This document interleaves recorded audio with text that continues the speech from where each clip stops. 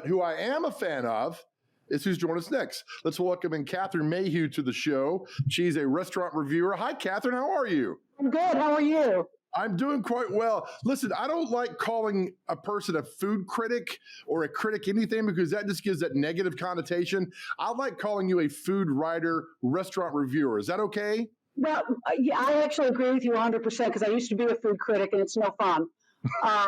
I call myself a columnist. You can call me anything you want, but the whole point of what I do is to tell people where they should go eat and what they should order. The point of what I do is not to tell people where they shouldn't go eat. So I'm kind of always on the upside on this. I'm on the a huge fan of local restaurants, and what I want to do is promote the really great ones. You are already my best friend, Catherine, because we love positivity on this show and accenting everything that is so great about Nashville and everything. We'll get to a column you got, your favorite from 2021. But I was asked last night, I told somebody you're coming on the show, and they said, how does one become a food writer columnist? How does one become that?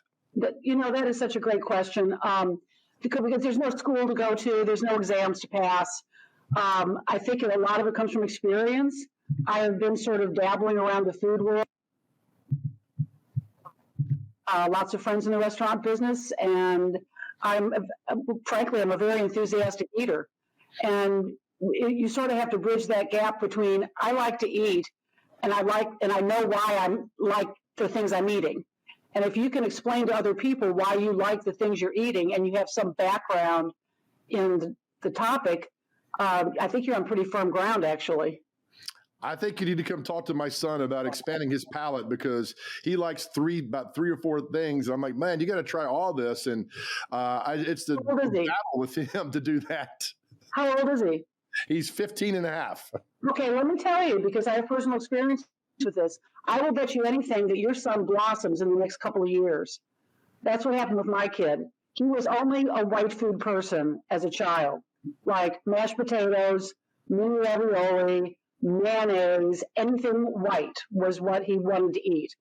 And all of a sudden, at 16, he started making quesadillas by himself. They were really bad, but he did it by himself. And now he's actually a really good, competent cook. So there's hope for your kid. Good. Well, thank you. You made this segment even better. Thank you for that. All right, here's an article you wrote, some of your favorite local restaurants in 2021. Before we get into this, Catherine, is there a common denominator between all successful and good restaurants? Yes, and it's a humble one.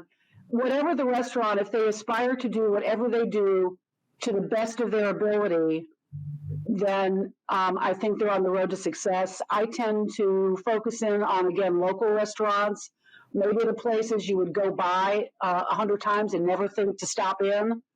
And I'm also a huge fan of global food. So I'm always looking for that next great restaurant that's Thai or Vietnamese or Persian or Mexican or, you name your spot on the globe, I'll be there. We start with Osh on Thompson Lane. I've never heard of Osh. That's why I'm glad you're on the show. What did you like about Osh? And it's a Uzbek restaurant. Is that Uzbekistan? Yes, it is. It's one of the stands, as I call it. Uzbekistan, Tajikistan, Afghanistan, all the stands over there. I think, first of all, they had a tremendous amount of courage opening a restaurant whose cuisine is largely unknown in Nashville in the middle of a pandemic. So big props just on the bravery front. It's very, some of it is very familiar. They have dumplings only in Uzbekistan. They're called manti. But they have lots of things that I had never had before. The bread, I think you saw in the picture, is just killer. They bring it out warm. And yeah, there you go. And behind it is a kind of cheese they make. And you spread some of that cheese on a warm piece of that Uzbek bread and shut the door. So good. Lord. Good. You need to go. You want to leave to go there now. You need to support the Uzbekis in Nashville. There's not very many of them, I don't think. Let's talk about Odessa off on Nolensville Road, a Turkish Kurdish restaurant. And I love your description of this restaurant. What stood out for you about this? Well, first of all, when you walk in, so a lot of places I go aspire to elegance, and sometimes they meet the mark, but Odessa really goes over the top. It's a Turkish Kurdish restaurant, And again, they have many of these cuisines in the Slavic world or the Middle Eastern / Slavic world kind of overlap a little bit, but they have wonderful kebabs. They have wonderful wraps with lavash and lamb filling. They do a lamb shank that would just blow you over. And they have a dessert that I had never had called kunefe. And it's sort of a phyllo type dough wrapped around this sweet cheese, and they serve it warm. Oh, just killer.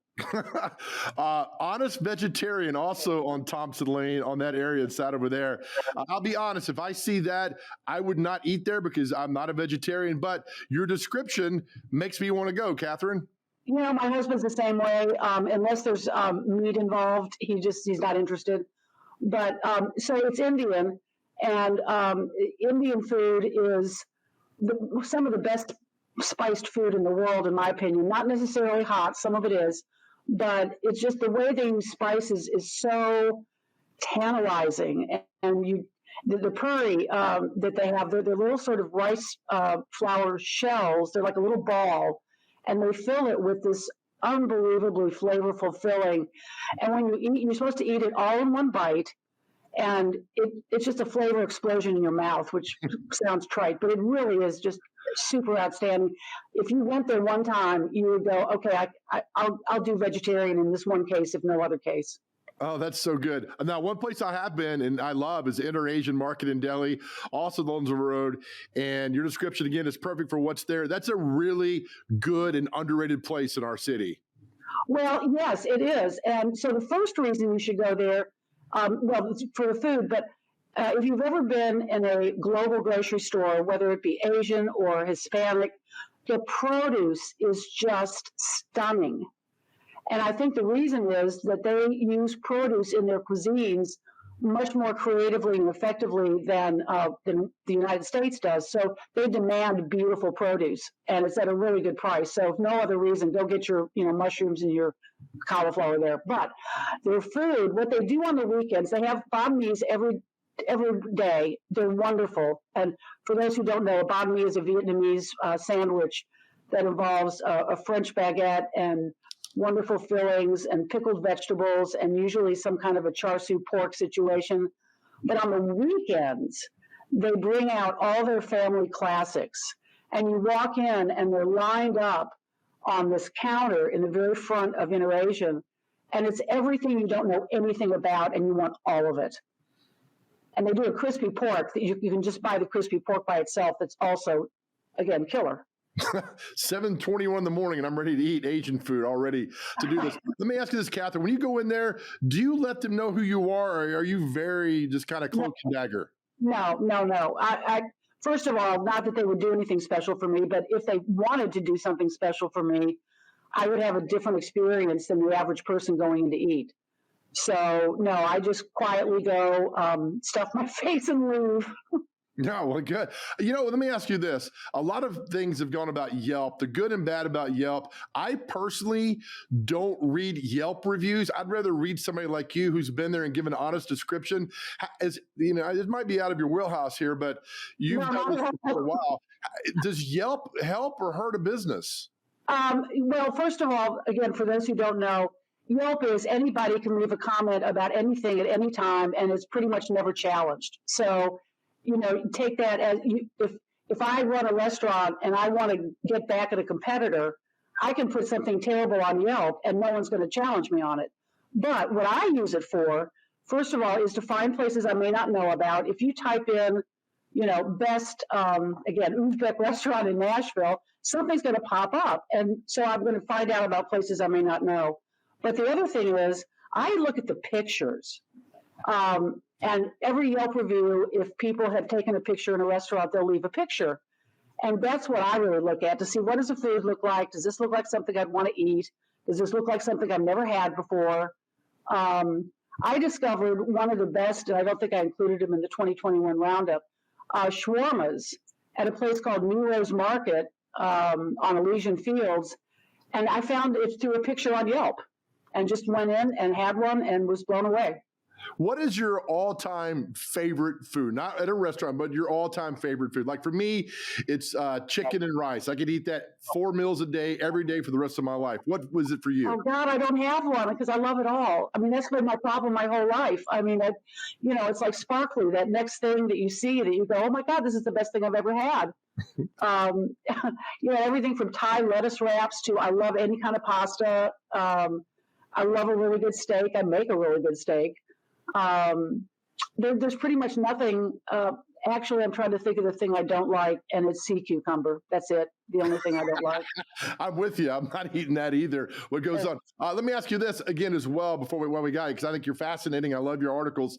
If you go to a restaurant that the experience is awful, but the food is perfect, how much does that weigh on whether when you walk out, you're going to recommend that place to somebody else? Okay, that's a really good question. So I have walked out of many places after eating there and saying, okay, that's not going to be in my column. But usually it's because the food's kind of I will forgive almost anything if there's really good food. I will forgive rudeness. I will forgive maybe a certain extent of not totally 100% health department approved. I can go there. But food-wise, if they make really good food, that's really the whole point to me. That's good. That's a perfect answer. Thank you, Catherine. Catherine, this has been great. Thank you so much for this. I'm going to try out that Uzbek restaurant you've got there because, again, I like trying new things. I think that's fantastic. I would have never known had you not written that article. So thank you. Well, there's lots of meat there, Joe. You'll do well. All right. Thank you, Catherine. I look forward to having you on the show many, many, many more times. Thank you. Okay, thank you. Bye. All right, Catherine Mayhew, you can see her articles in the Main Street Nashville. And again, really good job. And I love what she talks about Yelp right there. That is really important because I actually know a guy who hired an attorney to go after Yelp for a bad review somebody put on their restaurant. So I don't look at that stuff, but I love Catherine's answer for that.